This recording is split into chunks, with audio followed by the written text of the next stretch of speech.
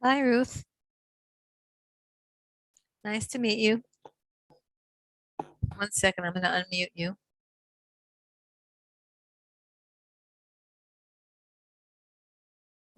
You know how to do that? Good. Yeah. I'm really looking forward to learning with you. Thank you. Where are you from? I'm in Philadelphia. You're in Philadelphia. I recognize this is not an Israeli-looking ceiling. No, I'm actually in a place called, it's the headquarters of a company called Fun and Function that creates learning materials. And actually, most of them are in Israel. But the people who, the CEO and everything, they just went to Israel for the year. But there are a lot of people who work here in the headquarters, and they've opened it up for me to be the artist in residence. So I paint here. I paint here. And the paintings are all, the paintings have been all over the building. But this year they just invited me to come every day and paint. My husband was just nifter 3 months ago. Oh, So I'm so sorry. Thank you. So the learning has been like the refuah before the makkah, so to speak. It's been so supportive and wonderful. And Aviva Weiss, who's the CEO, afterwards said, why don't you just come every day here? And we love you, and you'll be with us, and you can sit in on the meetings, and we'd love your wisdom, and you can paint. And they set up let me see if I can show you. Would I do that? Oh, I love your fingernails. You're an artist. I see you have those kind of. Let's see. Okay, let's see. Oh, let's see what we see there. Oh, wow. Oh, can you teach me how to paint? I can teach you. I can teach you. I can't teach. The artist said this is like, from the forest in Ramat Beit Shemesh, like a little chutzpah. This is about spiritual rung by rung growth. Wow. Can you see up the steps? So I always had not always, but my paintings have been here. But now I can teach here if I want. Oh, I love your colors. I love those colors. So you can look on the new website. It's ruthfeldmanfineart.store. Oh, that's gorgeous. Wow. So she thought it would be like a refuah, and she is right, because like I can come here, I can write, I can Zoom, I can paint. Here, I just made a bag out of one of my paintings from my new website. So they're turning me into pushing my husband over the show and said, you always have your art, and I feel like he's pushing me. He's my Melitz Yosha. It's working so hard in Shamayim, just like he took care of me here. I just feel like this is him working with HaKadosh Baruch Hu, that I get up every morning and that I paint and I continue my creativity that's all steeped in my learning. So I look forward to the elements, which I love to paint and think about. And that is what I'm doing. We have to make a partnership here. You got to make a partnership. Here, meet Sahava. Sahava, meet Ruth. Do you know each other? Hashem, we know each other. Wow. Oh, I didn't know you were here. I'm here. Well, Sahava knows my secrets of how my paintings are coming from deep learning. Yes, they are. Yes. I connect to Ruth's paintings very much. Wow. Okay. All right. So now we have I see, Zahavi, your kids are still home. What day is today? School didn't start yet. The boys started, not the girls. Okay. Well, the older boys, at least. I forget that it's, for some people it's August. For us here, it's Elul. So it's a whole different mindset. Elul to August. August is still vacation. Like, what am I doing in the middle of vacation teaching? But it's Elul. Okay. So I want to learn Orach Chaim with you today. Orach Chaim HaKadosh to try to explore one of the mitzvahs in our Parsha.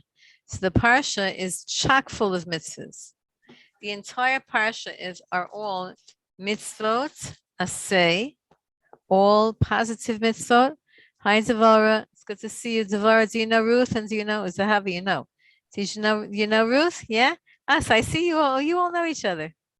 Okay, Ruth is our resident artist. Devara lives in Sfat, so she's already the energy of art. Okay.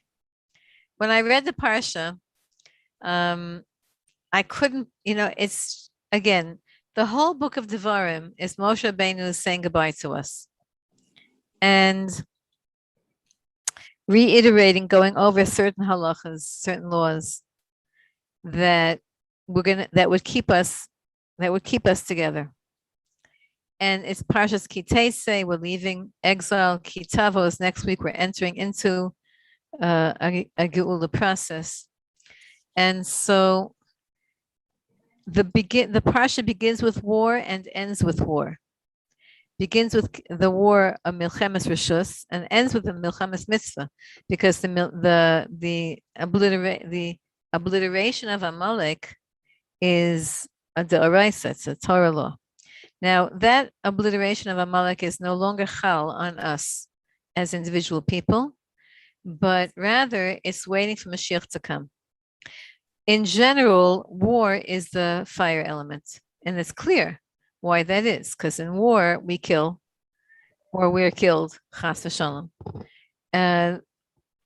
Even though in the past, in biblical times, they didn't have fire, right? They didn't use fire in war. Now, how did they used to describe pushing the button is fire, right? Pull the trigger, whatever, fire. Okay, so the fire element, so the Parsha begins and ends with a fire element. Now we have a teaching from the Baal Shem HaKadosh that the Lubavitch Rebbe used to say a lot, and Rav Ginsburg talks about that a lot, and that is that every Parsha the beginning of the Parsha and the end of the Parsha have to have a connection. Here it's very easy to see what the connection is. But I want to talk about the halacha of Eshes Yifas Torah, the first halacha in the Torah, in the Parsha. And I want to contrast it to what's going on now in current events. So let me first talk about what's going on in current events. You all know that Afghanistan was taken away from the people of Afghanistan and was taken over by the Taliban. The Taliban is a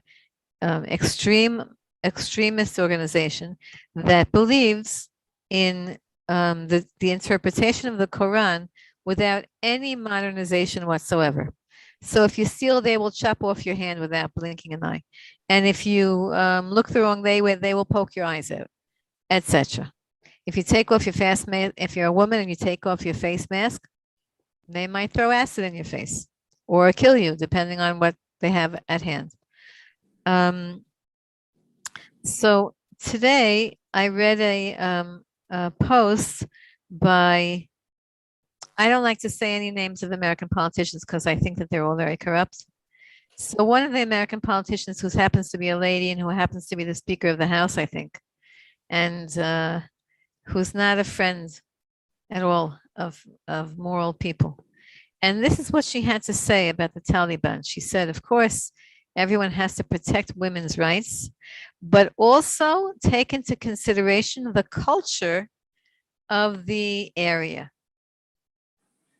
What does that mean? That means since the Taliban's culture is to rape women, you have to take that into consideration when you're dealing with them. Culture, the culture. Could you imagine to say that to women who are about to be harmed? That, by the way, this is in your culture. Okay, so I saw a clip today on one of the news things that I subscribe to that showed a whole bunch of girls behind a fence by the airport in Kabul. And the girls were screaming to the American soldiers that they should allow them to come into the airport because they're terrified that what the Taliban will do to them.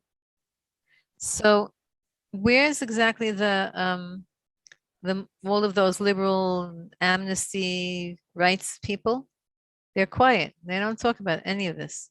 Why? Because you have to respect the culture of the society that you're dealing with. Go understand, when a person's morals are so corrupt, that it self-destructs. But chas v'shalom that the Jewish people should do anything like add an extra room to an apartment, and you'll for sure hear about it from the same people who are trying to protect human rights. Okay, so we see there's a certain corruption, a major corruption, and it's coming from the fire. Now, what is the fire element in a country? Is the leaders. The leaders of the head, the king, the president, the prime minister, the House of Representatives, that's called the fire element, because the fire element is leadership. And so when the leadership is corrupt, then the fire elements, it ignites unholy fire. It ignites destructive fire. Okay, so let's look at what the Ohr HaChaim HaKadosh says about our Parsha. So now again, if you look at our Parsha, the first halacha is incredibly strange. The halacha of the Eshes Yifas Torah, and we spoke about this on Monday, that you can't possibly read Parshas Kitetse without Torah Shabbal Peh, without the oral Torah explaining all these halachas, all these laws. So the Torah says that if you're in a war, just get it easily over here. 1 second.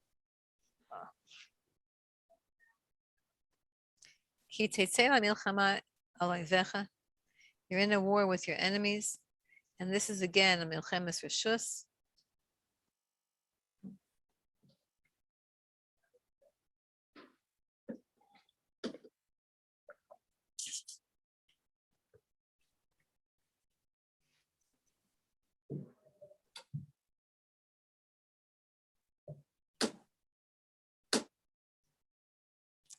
No?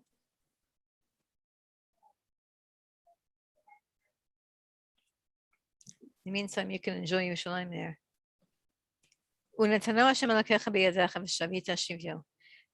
God gives you victory, and you take a captive.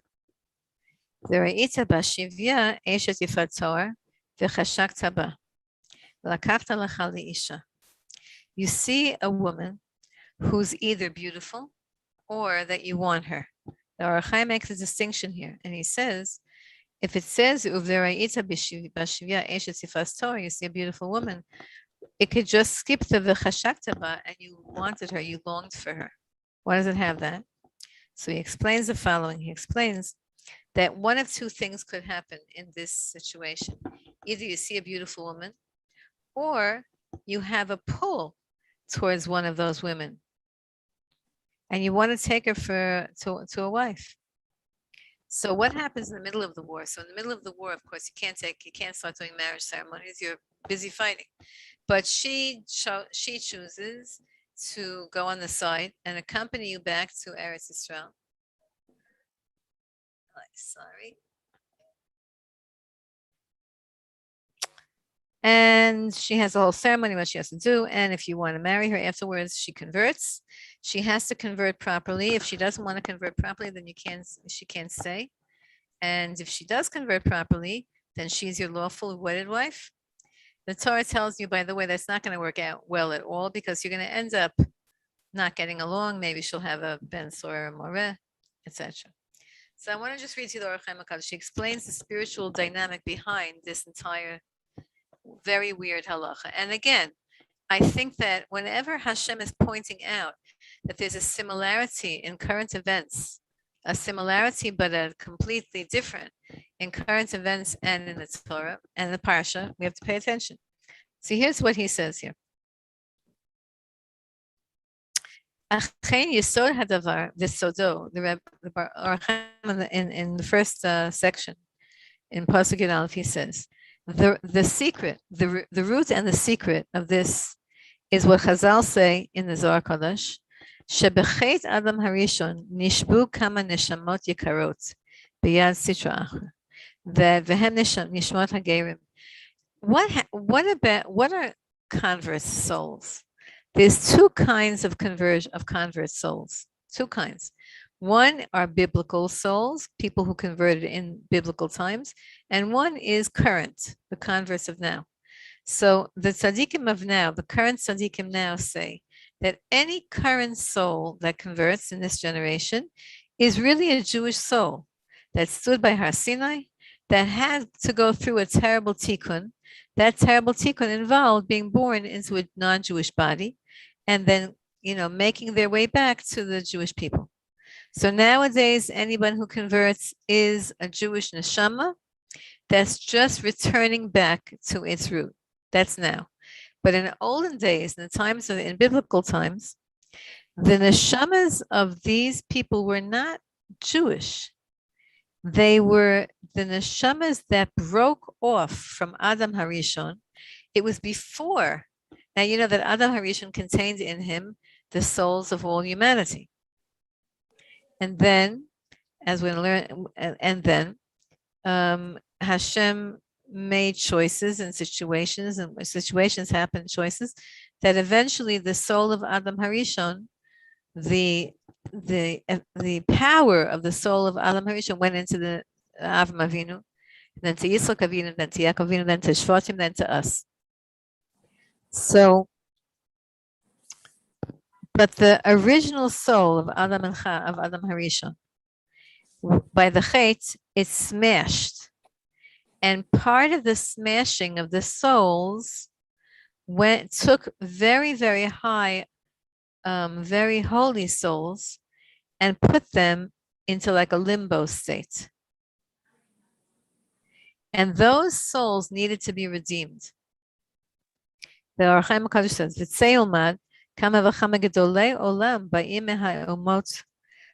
and he's going to now tell us a few of these souls, a few of these biblical souls and early conversion souls that didn't come, that came originally from the breaking away from the soul of Adam Harishon. He says, Ruth Amovia, right?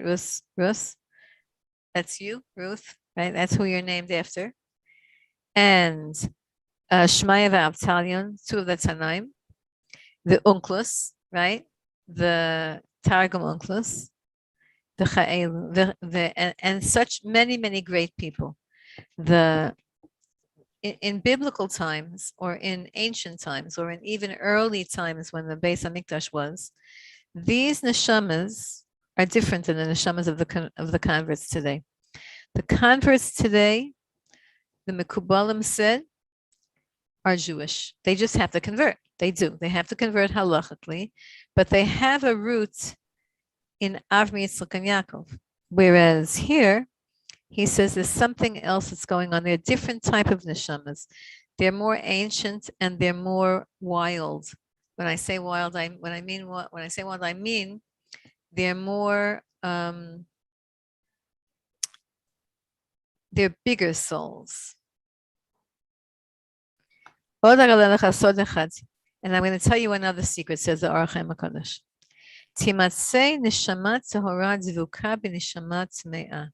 Sometimes you have this is a different teaching.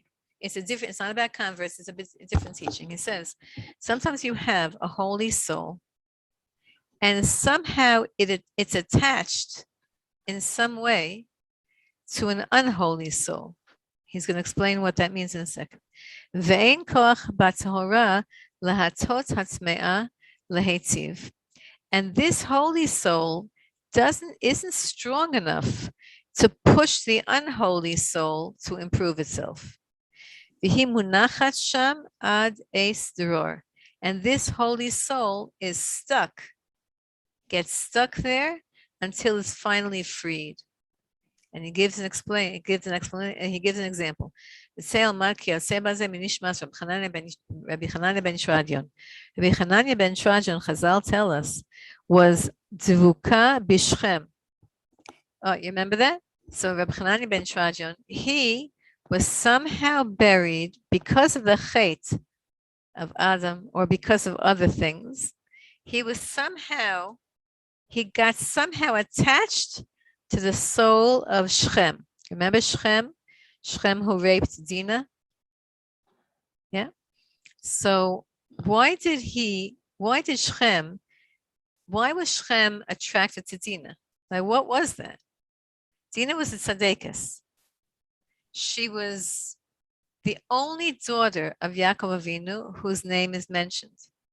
Not just that, but she was the female version of Mashiach ben Yosef. Because remember that she and Yosef switched places. Remember? She was really in Rachel Imenu's stomach, and Yosef was in Leah Imenu's stomach, and Leah Imenu Davin, and they got switched. So she's a female version of Yosef HaTzadik and the Mashiach ben Yosef character. So what in the world is Shechem, who's such a lowly character? Why is he attracted to her? Even if she was beautiful, but she was a spiritual person, right? It says that she went out to be makar of all the daughters of the land. She wanted to teach them about Hashem. She was like a Sari Yemena type. She was a teacher. So what is he attracted to? That it says the same thing that it says in Chumash that his soul was davuk, nafsho davak benafsha. His soul was clinging to her soul. Why? Because in his soul, he had, in Hashem's incredible, mysterious ways, in his soul, in Shechem's soul, was the soul of Reb Chanina ben Tradion. And that soul, when it saw Dinah, started pushing and screaming and yelling and whatever souls can do to make themselves known. And somehow it pushed Shechem towards Dinah, because that soul knew that the only way that it could be released and detached from Shechem is if it somehow gets united with the pure soul of Dinah. So Nebuch, Dinah had to go through such a thing. כאמור בדברי המקובלים, it says in Likutei Torah, ומצינו שהנפש הלזו לא עשתה מפעל טוב בשכם, ויצאה כשדבק בדינה. This soul couldn't push Shechem to do tshuva by itself, so it had to be detached from Shechem and attach itself to Dinah. And מצאה הנפש מינה ונדבקה בו, כאומרו ותדבק נפשו בדינה. ושמור לך כלל זה, the Or Chaim HaKadosh says, remember this rule, it's a very important rule, remember this rule, that there are certain nishamas that in Hashem's wisdom, we don't understand at all what Hashem does, what Hashem is, but in Hashem's wisdom, somehow he does that. V'yesh nefesh kedosha ben haklipa. Now there's another rule, and there's a holy nation, a holy neshama, that's stuck in the klipa. Shebimkom shechunata tatev lev hashochenet betocho leitiv vayigashem chelak hara oyim tikenu vehem agarim hamitkarim min haumot. So now me'atzman kirus hamovia. So he says again uchanama. So and here we see, by the way, the two biblical ima shel malchus, like Rav Bacha calls them. There, actually, it's written in the Medrash that these are two women who are associated with Mashiach. And then Or Chaim HaKadosh says, "Kimosh ra'inu be'einenu," and like we see with our own eyes. Or Chaim lived how many years ago? He lived in the time of the Baal Shem HaKadosh, so 300 years ago. Like we see with our own eyes, Gerim shema atzmam ba'im u'mitkayrim. We see people, converts, that come by themselves. In other words, what happened to Shechem? What happened to Reb Chanina ben Tradion? He didn't convert. He was born a Jew, but his neshama had to be released from the captivity that somehow was attached to Shechem. And then there's another thing with regular Gerim that just come on their own. And then there's the thing of this generation where the Gerim who come are really Jewish souls. So we see there's a very, very big mystery about Gerim, about converse. What does this have to do with the Eishes Yifas Torah? So now you know that the Eishes Yifas Torah was one of those nishamas, And the And who was the one who, the only Eshes Yifas Torah that we know about in Tanakh is David HaMelech. David HaMelech took Ma'aka, the daughter, she was a princess. She was a princess, the daughter of one of the kings, one of the kings of Geshur, which was not a Canaanite nation, because the Canaanite nation wouldn't. Yeah, the Geshuri. Yeah. David HaMelech was fighting. He took this lady. She was a Canaanite. She was not a Canaanite, because that would have been not allowed. Maybe she was. Anyway, he married her. What was that all about? So the Aruch HaKadosh explains the following. You can't, this whole mitzvah of Eshes Yifas Torah doesn't happen with regular people. It's not supposed to be that on the way that this mitzvah is carried out, according to Aruch HaKadosh, is not about what the commentaries of the Pashtanim say. The Pashtanim, like Rashi, will say that during a time of war, people need to be, the soldiers need to be able to defend themselves and defend the Jewish people. And they can't have their mind distracted. So they have to know that if there's something that they need, then it'll be okay for them. Their mind is in a different place. My father, you should rest in peace, told me he fought in World War II, and he told me that war makes a person oismensch. When a person's fighting, it makes a person inhuman. And my father was not a fighter; he was a cook in the American Army. He made himself into a cook, so he should be able to eat kosher. He didn't know how to cook or drop. I told you the story. He didn't know how to cook. I didn't tell you. I told whoever's listening. So I'm speaking now to the people here, even though the camera people have heard the story a lot of times. My father, when he went to enlist, so he had to enlist because he had all of his older brothers were married, and in those days the rule was in the American Army that each family only had to give 2 sons to the army, because if all the boys left, then you could lose your whole family. In those days, remember that there were large families, American families. My father was a Hungarian, but American citizen. Anyway, so he had to enlist to save his brothers who were married from having to go to the army. So, but my father was the most peaceful, most unconfrontational person, besides for me, that I ever met. So when he went, so he didn't know what to do. He knew Hashem was going to take care of him.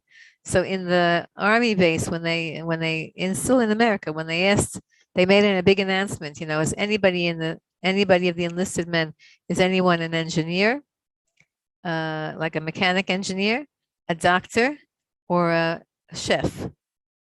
Please step forward. So my father was not an engineer. He didn't know anything about cars, and he wasn't a doctor. So he made believe he was a chef, and he went up and he said he's a chef, because Hashem put it into his head in a second. Hashem said, if you're a chef, you can cook kosher for yourself. You can make sure you have your own food. So my father was a regular yeshiva boy, Hungarian. He didn't know how to make himself a cup of coffee, because the men in his family, all the boys, were not allowed in the kitchen. There was a regular traditional Hungarian family. All the women were in the kitchen cooking and baking and setting up, and the men sat by the table and they talked until the women brought the food. That's how it was. My father had no idea anything about food, but he said to them, yes, he's a chef. He has major experience, and they believed him. So he went back. This was when they first enlisted him. He went back to then he had to get a medical exam, whatever they did. I have all stories about that also. And then then they said, okay, report back. That was a Thursday. They said, okay, report back on Monday for basic training, and then they're going to ship them out to Europe in 6 weeks. So my father went back home, and he said to his mother, my Bobby, he said to her, teach me how to cook. My grandmother, he told her what happened. She was overjoyed because she thought that now he wouldn't have to fight and he'll be cooking. So she taught him the rudiments of cooking, everything from Thursday, Friday, Shabbos, Sunday. She taught him all the ideas. He had no idea what's in a cake. He didn't know flour, eggs, oil. He had no idea. and she taught him the basic ideas. Now, my grandmother, she should rest in peace. She didn't have a recipe book. She didn't even read. She didn't know how to read, that grandmother. She just knew how to cook. So she didn't know how, but she explained to him about there's such a thing as a recipe and there's proportions. And I don't know how he procured some kind of a cookbook. Maybe one of my aunts had. Whatever it was, he learned how to cook, the ideas of cooking. And then he ended up having to cook for 400 men, 3 meals a day for 4 years. And he was able to save many, many people's lives by doing that. First of all, his own, because he didn't have to eat treif. And he was able to gather up whenever American government would send supplies, if there was ever extra, he would gather it up. And he had like Rabbi Levine, Zichrono Livracha. My father had one of those big giant coats from the army, and he would put all the food that he could into the pockets of those coats, and he would go into the forests and meet the partisans, and he would give them food that they should have what to eat. So why did I tell you that story? I do not remember where I was going to with that story. But okay. Oh yeah, because in war, you're ice mensch. You're not a person. And so that's what the Pashtanim say about this Parsha.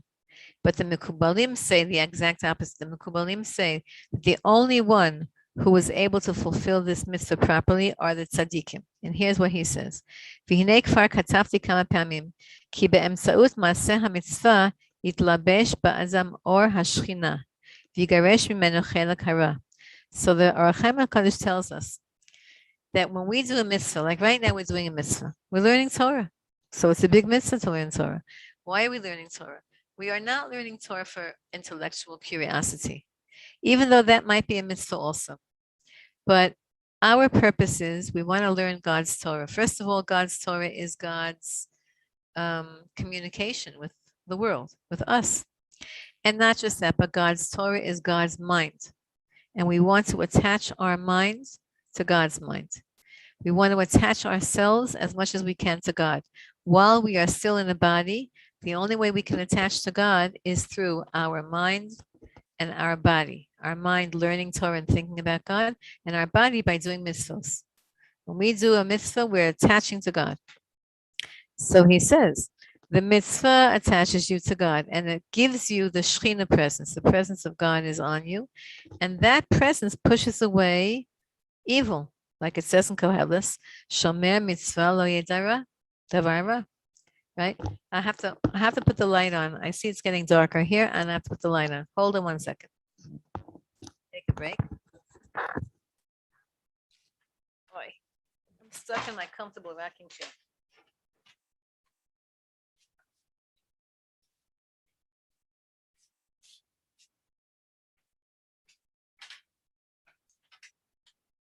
Okay.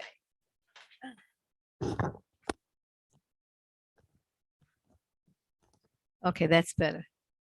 Now it's lighter. I can see here. Okay, so now listen. So he says like this. We're gonna get back to the elements in 1 second. I just want to finish this whole thing. Mitzvah. The main thing in a mitzvah is actually when we're doing a mitzvah, it pushes away evil and it brings light. It lights us up. The Shekhinah, the presence of Hashem comes in us, pushes away evil, pushes away negativity. And also, specifically, if you're a shliach mitzvah, right? A shliach mitzvah, in the time that you're being sent to do a mitzvah, afilu miyetzer hara mitzvatam masilatam. The yetzer hara actually is pushed away if you're doing a mitzvah for somebody else, like a shliach mitzvah. And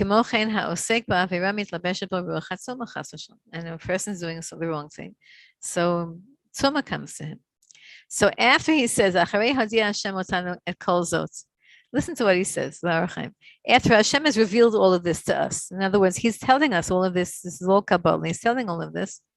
Now we see, he says, Ya'iru ma'amarei kel elyon kashemesh batzaharayim b'mitzvah. Now listen, remember I told you that before, that the Parsha begins with the fire element, right? Begins with the fire element, war, and ends with the fire element, Amalek. and Mashiach. Mashiach is going to be the ultimate fire. Actually, Mashiach is going to be the ultimate perfect balance. But right now we're seeing the fire element of Mashiach because he's the one who's going to destroy Amalek. And listen to the terminology of the Ohr HaChaim HaKadosh. He says, and now that God has revealed all of this to us, meaning that there are certain souls that are stuck in the bad places and they need to be released. And there are certain souls that are attached to Tumadik souls. They need to be released. And there are certain souls that are Jewish souls. They need to come back. After all of this is revealed, and after he reveals that every mitzvah that you do brings you light, the light of the Shekhinah, and protects you. After all of this, he says, now it's Ya'iru Ma'amarei Kel Elyon. Now it's enlightened. The words of Hashem light us up like the Shemesh Batzoharayim, like the sun in the middle of the day. It's cute because he's talking about a fire element mitzvah, and the description that he's saying about now that he has understanding of it is a fire element description. The sun. Now he's going to explain. So now he's going to explain what this mitzvah of this captive woman is. First of all, when you go to war, the only person who's able to fulfill this mitzvah is somebody who's going to war. And the going to war is a dvar mitzvah. It's not that he's going to war because he's crazy or because he's aggressive or violent. No, there's a mitzvah that he's going to the war. Jews don't like to go to war, but they have to go to war. It's a mitzvah. Amar od imra'a b'shivya pirish b'sh'at shivya. And now he sees in the time that he's in the middle of doing this mitzvah, and he sees this woman, right? And what does he see in her?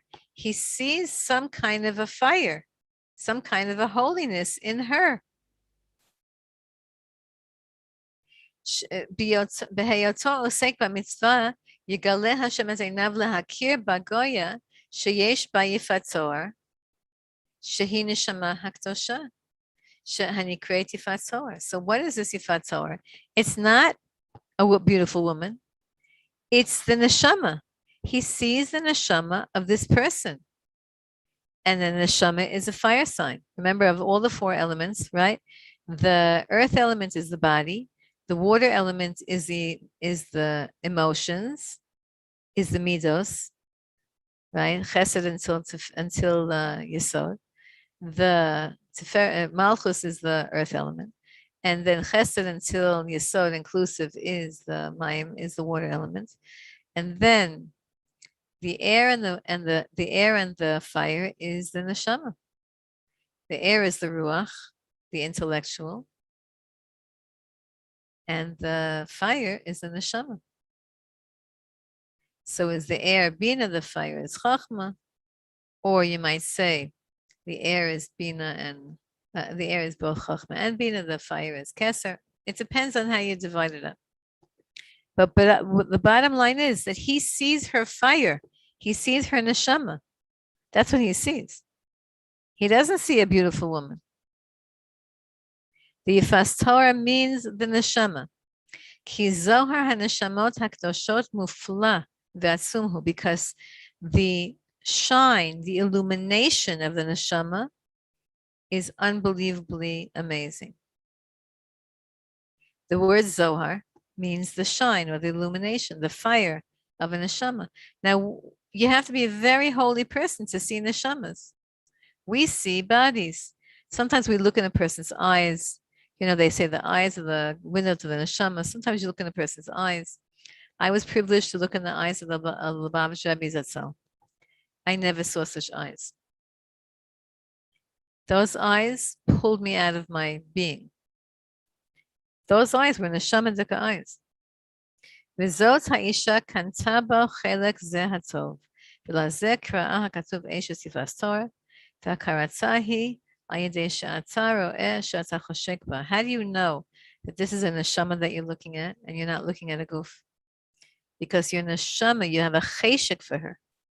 Now, it doesn't say a ratzon, it doesn't say a chayfetz, it says a cheshek.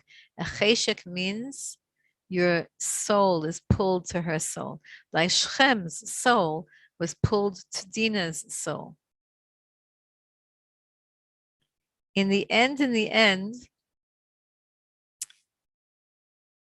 Shechem had a part of him that was indeed attached to Dinah. And had he done this properly, had he not attacked her against her will, but had he said, wait a minute, who are you? And let's get married and introduce me to your father, and I'll do anything to marry you. Had he said that properly, then he would have had his tikkun there on the spot. He would have converted, married her. But he didn't. He came back in a few gilgulim, it's a whole story. But now that you see that you have a cheshek for this Eshes Yifas Torah, that your fire is not the fire of passion, because fire could be passion. It's not the fire of lust, because that's fire. But it's the fire of the neshama being pulled to the other person's neshama. That's the person who can fulfill this mitzvah. And how do you know? How do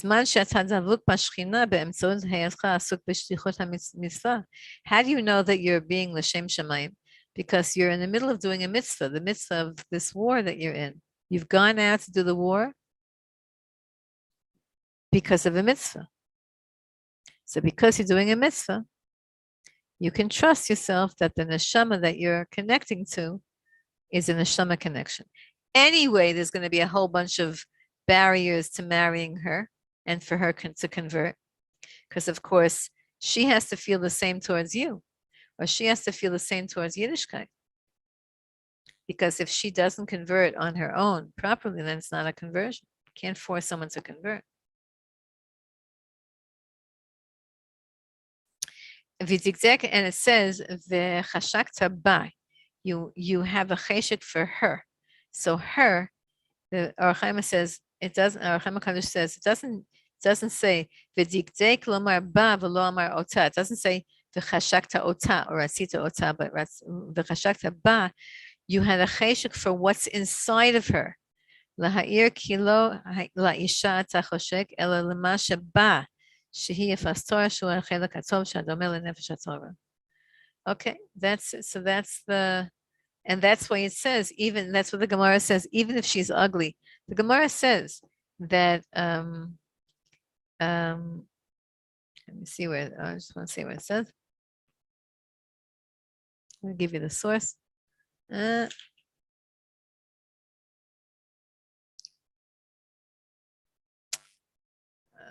Can't find it. Okay, whatever. The Gemara says when it says she has to be beautiful and you want her, the Gemara says if she's beautiful, here, it says here. It says in the Sifri, in the Medrash, I feel if you, the chashak taba, you had a cheshek for her, even if she's ugly. So what does that mean, even if she's ugly? That it doesn't matter what her physical appearance looks at all. It's that you have the cheshek for what's inside of her. That means that's her neshama. Okay, so there you go. There we have, this mitzvah now takes on a whole different flavor. And it's so again, it can only be fulfilled with a person who's involved in a mitzvah. And it can only be fulfilled if on the highest level, if the person is having a spiritual connection or some kind of a spiritual attachment to the person. And now he's going to explain all the different pieces of what you have to do to get rid of her klipot. Now she has a lot of klippas, right? She's a guy. So she has a lot of different shells that are the barrier for her neshama to manifest itself. Right? So what does it say? You have to take her into your house. That means you have to take her into your house, out of the house that her neshama was in, out of that. All the things that you have to do to her to step by step distance her from her tumadika past and acclimate her to her potential. Now listen, who was David HaMelech's Yifas Torah? Her name was Maakah, and she gave birth to Avshalom. Now, that's the whole story of Avshalom. So now what was Avshalom? Avshalom was the most remarkable. He was a remarkable one of David HaMelech's children. But again, because the Torah says that this is a very hard convert to get the klipos off of. Very hard. Look at Dinah. Look what happened to Dinah. Till Reb Chananya ben Trajan came out of her, she first had Shaul ben Aknanis, when she had the man Shaul. And it wasn't. It's not easy to redeem some of these nishamas, but these nishamas are very elevated, and they're very connected to Mashiach. David HaMelech himself came out of a crazy story of how his neshama had to get hidden through the generations, through all of the schmutz that his neshama had to go through until it could finally be released into him. And then it was hidden again until Mashiach comes. We don't know what Mashiach looks like. Some say that we might be very surprised at what Mashiach ben Yosef and Mashiach ben David look like. Probably Mashiach ben David is going to look stranger to us than Mashiach ben Yosef, maybe. Because Yosef at Tzaddik, he didn't have any, he was a Tzaddik. He looked beautiful. But David HaMelech went through so much till his neshama could come down. And there are many Rabbanim who are saying, and I'm privileged very much to work with many of these neshamas. The neshamas in these generations that we're in, the last 20, 30 years, unusual. They're in the worst places, and they're the most remarkable people. I was just talking to one right before class. I had to get off. I was just talking to one of these neshamas. Remarkable. I mean, externally a mess, but if they can get rid of the external messes a little bit, in other words, if they don't get stuck in addictions or in that kind of stuff, and they can keep their bodies a little bit pure, then even though they're in a terrible, terrible external circumstances, family circumstances, so this neshama I was just talking to before class, I asked for a bracha. I said, give me a bracha. So I think that person was a little bit surprised that I said that. And they gave me a beautiful bracha. A heartzuke bracha. From a person that does not look at all like they're in the neshama. One of my special, precious students, now Baruch Hashem, she's a social worker, married with kids. But when I taught her, I taught in a rehab program here in Yerushalayim HaKodesh for girls who they really went to bad places. And this is a wonderful, wonderful program. And this girl came to class one day and she said she wants me to take her to a Kabbalist. So I said to her, I'll make up a name, like Chani. That's not her name. Chani, I can't take you to a Kabbalist unless you promise me, because they can see through you. You have to be clean for 3 days. You have no drink, no smoke, no nothing, no drugs, no drinking, no nothing, no bad activities for 3 days. You have to take a shower and you have to put on some clothes. And then I'll take you. I didn't think she could do it. But she did. She stayed clean from her addictions, and she had many bad ones. I don't know how she did it. Her mind was so, like her will, her ratzon. Okay, 3 days, she took a shower, got dressed, she borrowed some clothes, some sneeze clothes. We went to Gamaliel Rabinovich. Shlita, you should be well. I wasn't allowed to sit in.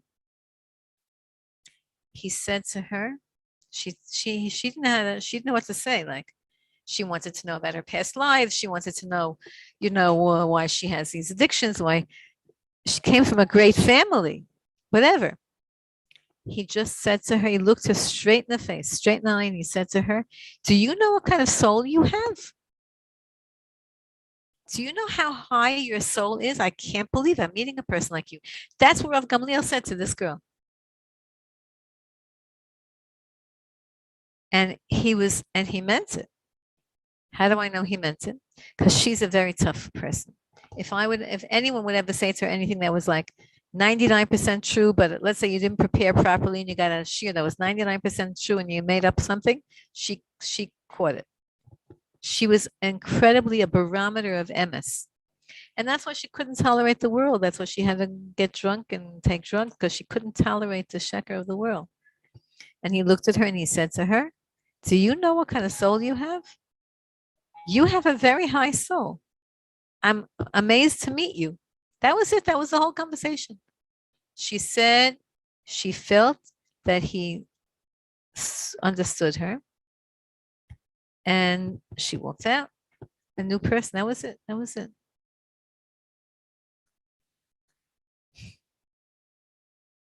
These are very, very high souls, amazing souls, but they're tortured until somebody releases them. So I was privileged to see him release her soul from I don't know how he did it. Rav Gamliel is a funny guy. He's a great Kabbalist. Did you ever meet him? Did you ever see him? You have to. Zahav, do you ever go to Rav Gamliel? Ruth, did you ever go to him? No? The first time I went to Rav Gamliel, just going back to, I don't know how many years ago, I was waiting in the waiting. Did you ever go to Rav Gamliel Rabinovich? No? You got to go. We had to make a class trip, except now he doesn't really. So the first time I went to him, I'm waiting I'm waiting for my turn. And it was so sweet because his daughter in the waiting room for girls, the ladies' waiting room. She was doing her sewing. She had a little sewing machine. Now that girl's already married with kids. Anyway, so then they said, okay, you're like, somehow the door opened and the daughter said to me, okay, go in. So I go into his study. It's a big fat armchair, like a reclining chair, a big fat one, nice upholstered. And there's this cute guy who's jumping around in like a bright blue bekasha with Crocs. So he's like walking around the room, and I don't know what he was doing. And I said, I thought that was the gabbai, or I don't know what that was. Maybe it was. I said, I'm here to see Rav Gamliel. He says, that's me. That's what he said. I said, I'm here to see Rav Gamliel. He said, that's me. Like that, like with a big smile on his face. It was the funniest thing. I just couldn't believe it. I couldn't believe it. He's an unusual person. Then he saw that I teach Americans English, so he gave me all these things to give out. He said, give this to all your students, give this out. Somebody had translated some of his works into English. It's high nishamas that need to be liberated. Anyway, that's what I wanted to share with you. The liberation of a neshama is a fire element. You have to be a fire person. You have to have the fire of Mashiach in you to be able to liberate a fire neshama. And Bezrat Hashem, please, Mashiach should come already. Liberate us from this crazy gullus that we're in. All the crazy things that are happening. We need Mashiach already. We've been in this war. You know how many years we were in this war of Gog and Magog? For a long time. Now people are finally waking up and seeing, oh, this is the war of Gog and Magog. We're in a war right now. We're in a war for survival. We're in a war for survival of our soul, of our kids. Hashem should save them and protect them all. Have a wonderful, wonderful Shabbos. Nice to have you join us, Ruth. Show us more pictures. I love to see your pictures. Keep drawing. We need beautiful arts. The Beis HaMikdash needs beautiful arts. Are you going to come and you'll have to be part of those women who decorate? You know, that's the women who did it. The women who I had a loom and a spinning wheel for many years. Yeah. So you know that there's a group of women here who are spinning for there's already, I don't know how many decades that they've been weaving. You know, did you meet any of them ever? The weavers for the Beis HaMikdash? Oh, you have to meet some of them. I'll show you. I have a painting called Palette of Parochas. Ooh, but I don't know where to send it, but I'll figure out how to send it to you. Oh, I would send it to my email or to Okay. my, let's see. How do we communicate? I forgot. I didn't make a group for you guys yet. Oh, I forgot to do that. Send it to the office of Shalva. I mean, Sheva. I keep calling it Shalva. Send it to the office and they'll send it to me. Or I can tell you my Okay. email right now, whatever. Okay. I'll figure it out. Okay. Very Palette good. of the parochas. That's what it's called. The palette of the parochas. Wow. What colors is it? The cheles are gaman. It says silver, gold, and copper, and red, purple, and blue. What color did you make the sheish? No, it's abstract. Ah, You'll see. It's like a Wow. woven abstract painting. beautiful. Could you imagine we have women already who are getting ready?